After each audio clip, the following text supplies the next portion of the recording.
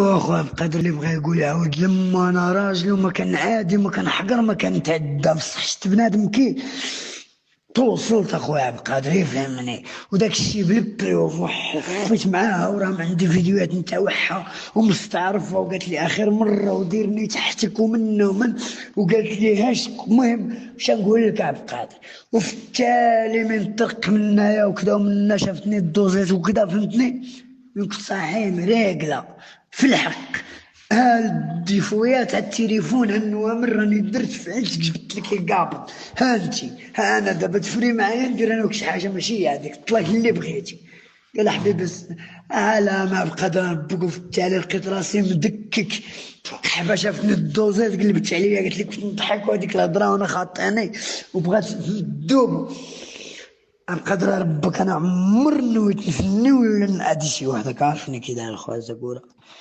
المهم شوف اخويا بقدر اللي بغى يقول عاود لم وانا ما ندير فيديو من حاشيه ولد القحبايه راه بيت الحق الله يرحمها هذا الشيء اللي غادي نقول اكبت عليها ومت ربك ما تشي دارت ليها بقادر شاك فاهمني وفما قالت لي تا واش دايره لك انت السحور ولا في الفراس والكيلاجه مدك نعم استعرف فيديوهات اللي يهدر قول له راح لمك القحبه هذيك نتاع الدار حاله خاصه شك فاهمني عبد القادر ولا لاني كنت نطير مع الجنون واش ما خليش راسي انا وياها حابس ركشت الدار 220 عبد القادر. اوا اخويا عبد القادر واش غادي دير تابع ولا القحاب تبعوني ما ردي تطبل ضماتهم هو ما شاف ما طبل ضماتهم حتى دمروني ربك عبد القادر انا تعرفني راجل وخصيم ورجله واللي خلى معايا من الحساب حرام ما اخويا عبد القادر تنعذب.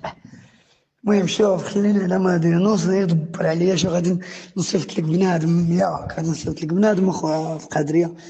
المهم اللي كتب الله كرمو به فهمت خويا انت عبد القادر اللي ديروا الفولا عندك وقول لي واش كان نسرد لك من غادي نبغي ندير شي حاجه عبد القادر حرام ما انت الاول فهمتني نسرد لك غادي بنادم نلاقي كذا من دير واحد اللعيبه حيت انني مازال عقلي في واحد فهمتني.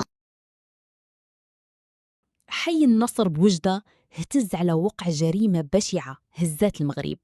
شابة سارة 25 سنة لقوها الجيران مقتولة بأكثر من 6 ديال الطعنات غادرة في العنق والصدر. راجلها توفيق صفاها ليها وهرب وحط فيديو لسارة وهي كتعترف بالخيانة تحت التهديد باش يبرر الجريمة ديالو. ولكن هاد الأيام تسرب أوديو صادم وحصري ديال الزوج توفيق وهو كيهضر مع صاحبه عبد القادر من بعد ما قتل مرته. الأوديو كيبين باللي توفيق كان في حالة تخدير حادة وهستيرية وكان كيردد أنا راجل وما كان حقر ما كان تعدى ولكن وصلت وما بقيتش قادر. توفيق أكد لصاحبه باللي الدلائل كاملين والنوامر الخيانة كاينين في التليفون وباللي ملي واجهها قلبت عليه الهضرة وقالت لي باللي كانت غير كضحك. الصادم في التسجيل هو أن توفيق هضر على فرضية السحر والشعوذة وقال دارت لي السحور وفي الفراش طيحاتني مدكدك. الجاني كيبان باللي كان في حالة غياب تام على الوعي بسبب لا دوز اللي واخد وكان كيطلب من صاحبه عبد القادر يدبر ليه على مخبأ ويصيفط ليه بنادم يعاونو حيت مازال باغي يدير حوايج اخرين حيت عقلو مازال شاعل في جهة اخرى. الأوديو كيأكد في الأخير باللي المؤثرات العقلية والإدمان هما اللي دفعوه ينهي حياة مرتو بهاد البشاعة ويدمر حياته. القضية مازال كتفاعل والبوليس قفلوا كاع المنافذ باش يتشد في أقرب وقت. نتوما لي زامي شنو بالكم في الهضره الزوج في هذا الاوديو؟ واش هادشي مبرر ولا الادمان خرج عليه؟ خليوا لي آراءكم وما تنسوش جيم واشتراك. تشاو.